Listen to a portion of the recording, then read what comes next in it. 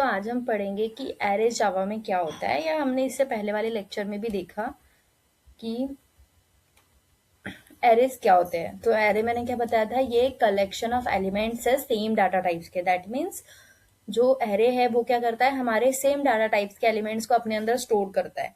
और उसके बाद हमने क्या पढ़ा था कि ये जीरो इंडेक्स है। दैट मीन्स जो एरे में जो इंडेक्स है वो जीरो से स्टार्ट होता है एंड लेंथ -1 तक वो जाती है उसकी लेंथ, ठीक है।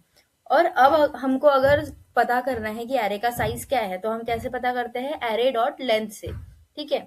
दैट मीन्स लेंथ एक ऐसा कीवर्ड है जिसके हेल्प से हम एरे का साइज पता लगा सकते हैं। सो वही यहाँ पे डेफिनेशन दी है कि एरे क्या है। Array is an collection of elements of the same type जो कि स्टोर्ड होता है कंटिन्यूअस मेमोरी लोकेशन में। दैट मीन्स जो मेमोरी लोकेशन है वो क्या होती है, कंटिन्यूअस होती है। यहाँ पे तुम देख सकते हो कि तुम्हारा क्या है, एरे का जो साइज है वो 5 है, ठीक है। और अब तुम्हें किसी ने पूछा कि जीरो कहाँ पे प्रेजेंट है, वो इंडेक्स 1 पे प्रेजेंट है, index 2, index 3, index 4 and index 5 पे प्रेजेंट है। अब हमने एरे कैसे डिक्लेयर करते हैं ये भी पढ़ा था। सबसे पहले हम क्या करते हैं, डाटा टाइप लिखते हैं, देन एरे नेम लिखते हैं, एंड देन क्या होता है, हमारा स्क्वायर ब्रैकेट होता है। उसका एग्जांपल हम यहाँ पे देख सकते हैं। इंट क्या है हमारा, डाटा टाइप है। एरे क्या है हमारा, एरे नेम। इसकी जगह तुम कुछ भी दे सकते हो, तुम्हें जो एरे नेम देना है, but array is must, mostly array he use किया जाता है। Then square bracket. सो अब देखो, एरे को बेस्ट, इससे पहले वाले लेक्चर में मैंने तुम्हें बताया था, सबसे पहले हम डाटा टाइप लिखते हैं, उसके बाद हम क्या करते हैं, स्क्वायर ब्रैकेट लगाते हैं, उसके बाद हम एरे नेम लिखते हैं। सो ये मोस्ट कॉमन वे होता है एरे को डिक्लेयर करने का। अगर तुम ये लिख रहे हो इंट एरे स्क्वायर ब्रैकेट, तो ये भी वैलिड होता है, but most commonly and best practice is, that means अगर तुम्हें मोस्टली जो कॉमन वे होता है या तो बहुत अच्छा होता है लिखने के लिए, वो क्या होता है, int square bracket and array. Then अब देखो, अब इनिशियलाइजेशन मैंने तुम्हें इससे पहले बताया था कि जब भी हम इनिशियलाइज करते हैं एरे को, तो हम किससे करते हैं उसको इनिशियलाइज, न्यू कीवर्ड से। सो अब देखो उसका मतलब क्या होता है, initialization allocate memory on the heap. मतलब जब भी हम न्यू कीवर्ड से अपने एरे को डिक्लेयर करते हैं या इनिशियलाइज करते हैं, तो क्या होता है, हमारी जो मेमोरीज है वो एलोकेट होती है हीप में। अब हीप क्या है, हीप भी एक डाटा स्ट्रक्चर है, जो कि हम आगे वाले लेक्चर्स में पढ़ेंगे हीप्स को डिटेल में कि एक्चुअल में हीप होता क्या है, ठीक है। सो क्या होता है कि जब भी हम न्यू कीवर्ड से हमारे एरे को इनिशियलाइज करते हैं, तो क्या होता है कि जो हमारी मेमोरीज है वो एलोकेट होती है हीप में। सो न्यू कीवर्ड क्या होता है, new keyword is required if size is specified. मतलब जब साइज स्पेसिफाई है तो न्यू कीवर्ड क्या होता है, रिक्वायर्ड होता है। अब मैंने क्या बताया था, न्यू कीवर्ड के बिना हम हमारे एरेज को इनिशियलाइज नहीं कर सकते।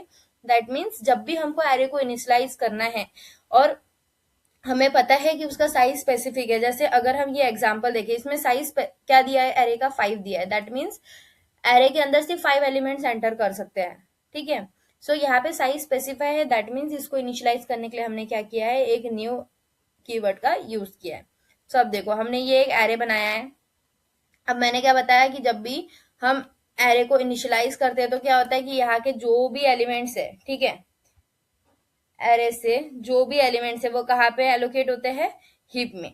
हीप क्या आता है, ये भी एक स्टैक लाइक डाटा स्ट्रक्चर है, बट इसमें क्या होता है, हमारे और भी हम एलिमेंट्स क्या कर सकते हैं, स्टोर कर सकते हैं। तो इसमें क्या होता है कि हीप में जो हमारे एलिमेंट्स है वो ऑटोमेटिकली जीरो से इनिशियलाइज हो जाते हैं, ठीक है। मतलब जैसे अब देखो, यहाँ पे तुमने कोई जो वैल्यूज है वो इंसर्ट नहीं की है।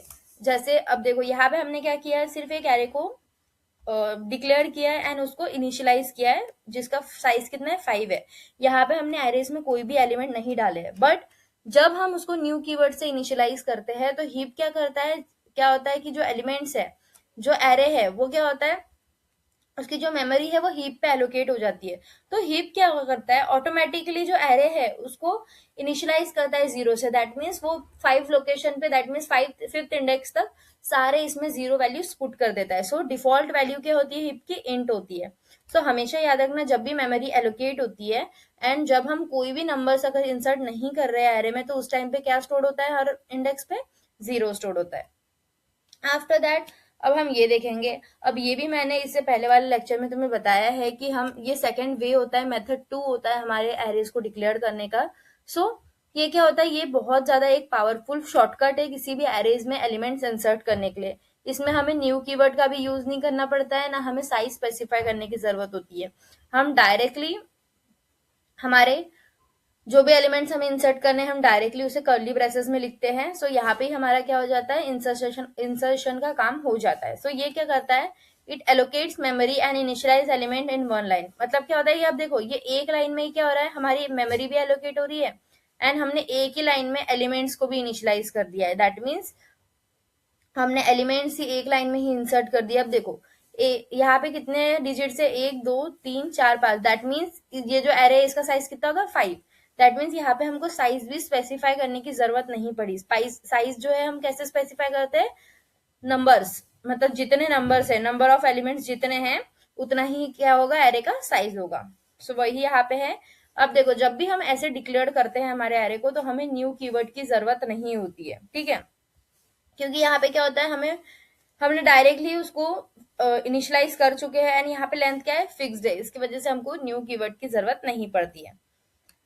अब देखो कौन से ऑपरेशन हम परफॉर्म करते हैं, ठीक है। So elements are access and modify using their position और इंडेक्स। ये भी मैंने इससे पहले वाले लेक्चर में ऑलरेडी आपको बताया है कि अगर हमको कोई भी इंडेक्स से वैल्यू को एक्सेस करना है, दैट मीन्स हमको जानना है कि इंडेक्स 0 पे या इंडेक्स 5 पे कौन से नंबर प्रेजेंट है, तो वो हम उसको किसके थ्रू एक्सेस करते हैं, इंडेक्स के थ्रू।